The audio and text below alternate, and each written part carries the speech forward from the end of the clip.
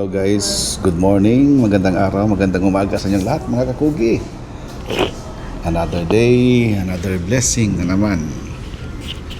Guys, sa oras na ito, hinihintay natin yung team. Kasi magkikita-kita kami ngayon mga kakugi. Siguro, the usual na mangyayari pag ang team, kainan. Anyways, mga kakugi, meron lang akong konting concern ba. As of now mga kakugi, as of now wala muna akong farm visit, especially yung mga tatawid sa dagat, kasi palagi kong siguro napansin nyo guys, mga kalamidad ngayon ba, parang palagi na lang araw-araw mayroon na, no? Ito guys, I don't know kung alam nyo to, may idea kayo or the same tayo ng pananaw sa mga bagay na nangyayari ngayon guys. Sa akin lang is ito, every time kasi mula noon hanggang ngayon, every time na may celestial anomalies, ibang mga kaganapan dyan sa kalawakan, parang nag-iiba yung naturalisa, parang nasisira yung naturalisa natin dito sa mundo. As of now, if you are aware mga kakugi, there is this such thing named 3I Atlas na sa ibang mga scientist nagsasabi na it's just an ordinary comet or asteroid na dadaan sa ating solar system. But may mga nagsasabi rin na kakaiba ito kasi hindi ito nagpa-follow sa mga movement ng mga asteroids. At saka ito guys, para siyang buhay, and parang may nakikita sila na manned itong 3I Atlas. Now, itong 3I Atlas mga kakugi, malaki to, kasing laki daw ng Manhattan, USA. So I don't know kung the exact diameter, the exact size, but malaki-laki. Manhattan is a big state, no? So yun mga kakugi, so yun ang napansin ko habang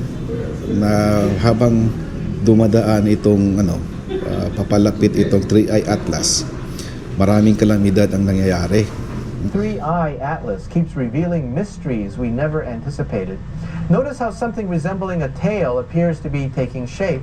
The truth is, scientists can't quite explain why. At this very moment, an object weighing 73 trillion pounds is racing through our solar system at 124,000 miles per hour. And here's what should make you pause. It didn't originate here.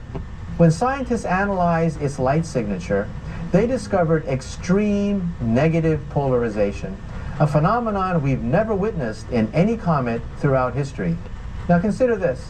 The object's path aligned within just 5 degrees of Earth's orbital plane, passing remarkably close to Mars, with timing so mathematically precise that the odds are less than 1 in a million. This is no ordinary visitor. The object possesses considerable mass, and its trajectory follows the plane where our planets orbit the Sunday. Harvard astrophysicist Avi Loeb estimates there's a 30 to 40% probability that this isn't entirely a natural phenomenon. But here's where things become genuinely disturbing. During the recent government shutdown, NASA's data streams went completely dark exactly when this object made its nearest approach to Mars. 3I Atlas has violated every principle we believed governed objects from beyond our solar system. Alam niyo mga kakugi, dito sa Earth, sa mundo, tayo ba na mga nakatira dito sa Earth, para tayong ang tawag niyan, tayo ay apektado kung ano yung mga nangyayari dyan sa kalawakan. For example, pag full moon, sabi nga ng iba, ingat-ingat kayo ngayon kasi full moon. Marami daw nabubuang pag full moon. Sabi naman ng iba, maganda manligaw ngayon kasi yung moon, malapit yung may isang bituin na malapit. So, madali daw manligaw kasi walang busted sa araw na yan. Isa yan sa mga pamahiin ng mga ninuno natin, guys. And somewhat, meron din sigurong katotohanan. Kasi mula nung mga sinaunang mga tao, mga kakugi, nire-record nila yung mga movement ng stars. As we know it, dati wala mang kalendaryo.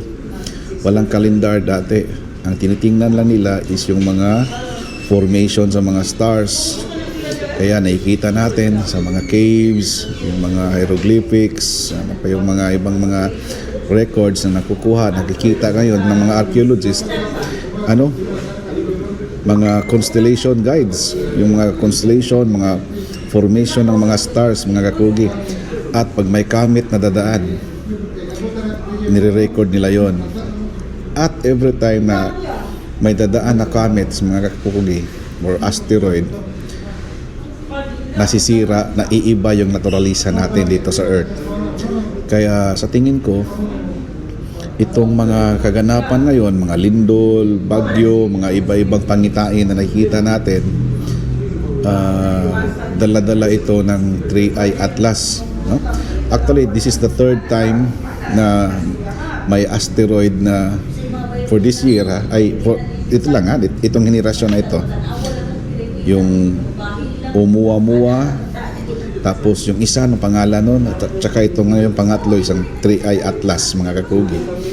So, I don't know. Kaya ngayon minabuti ko, guys, na hindi muna tatawid ng laot sa vlogging, no, sa farm visit. Kasi baka madatnan tayo, wag naman sana, nakunod. May kalamidad sa mga lugar na pupuntahan natin. At sana mag-ingat tayo, mga kakugi. Let's be prepared. Prepare tayo.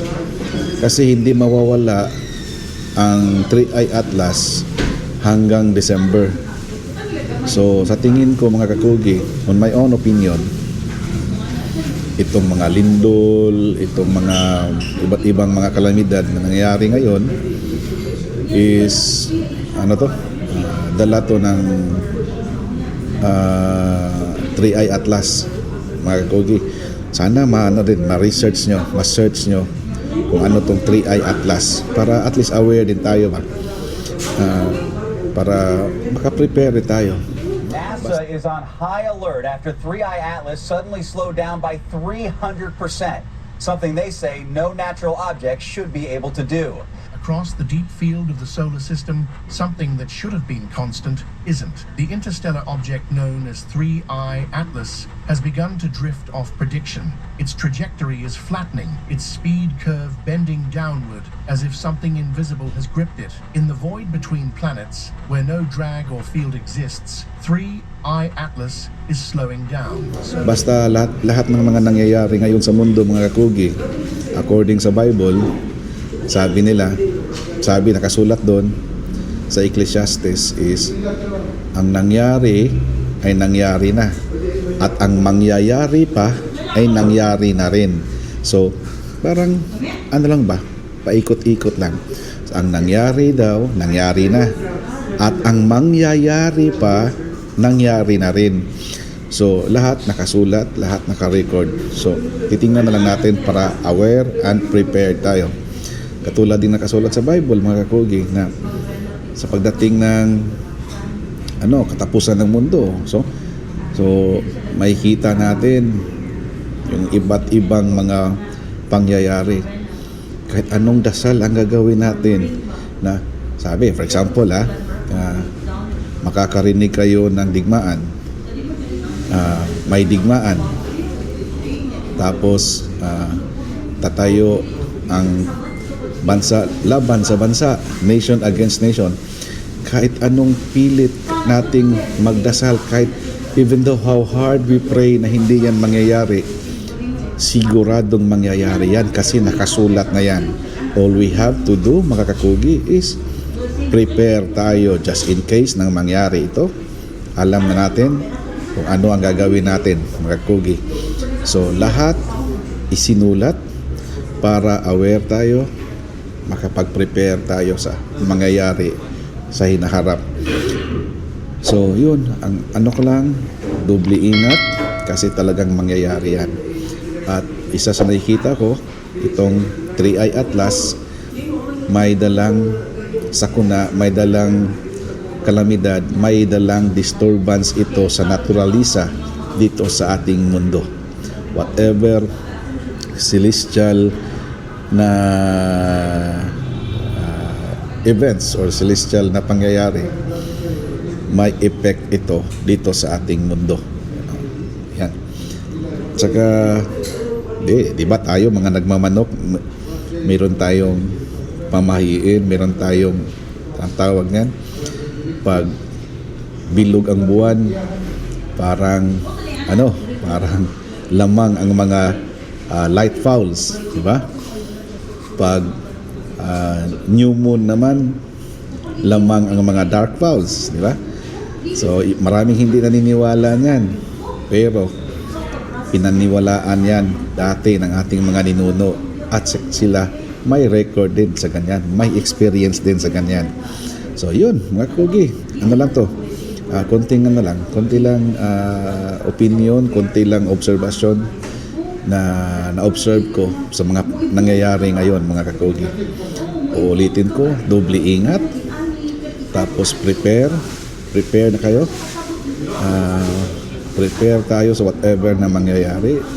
Let's hope and pray na sana makaiwas tayo sa mga sakuna na darating, mga kakugi, at sana malampasan natin ito. Hindi tayo magpre-pray na hindi mangyayari ang mga ganito kasi nakasulat na yan na mangyayari yan. Ang gagawin na natin, prepare and pray na makaiwas tayo. So yun, habang hinihintay pa natin yung mga grupo natin, yung mga kakugi natin, dito lang muna tayo. Cheers! Kape! Guys, eto, nandito kami ngayon sa Hubhub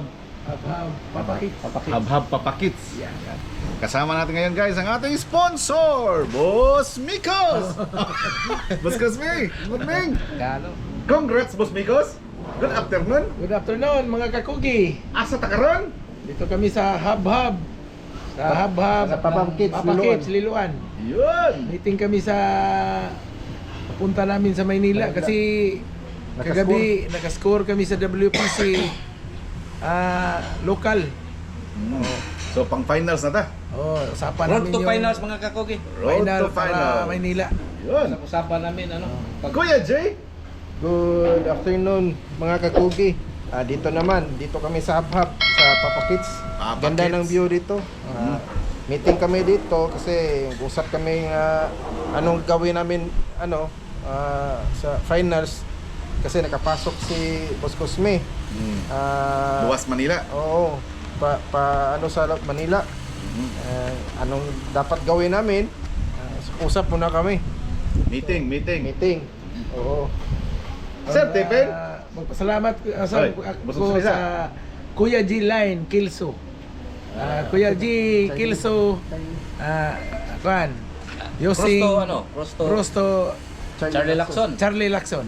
Yun. Yun mga ginamit ni Boss Cosme yung kagabi. mga ginamit namin ng hashtag. Yung Hannibal. muna kami dito, Sir, mga Tipe? kakogi. Isip-isip kung papunta kaming Manila or Japan na, diretso. So yun, guys. As usual, hinihintay lang namin si Titboy. Palaging late yun. Si Mr. Late. So yun.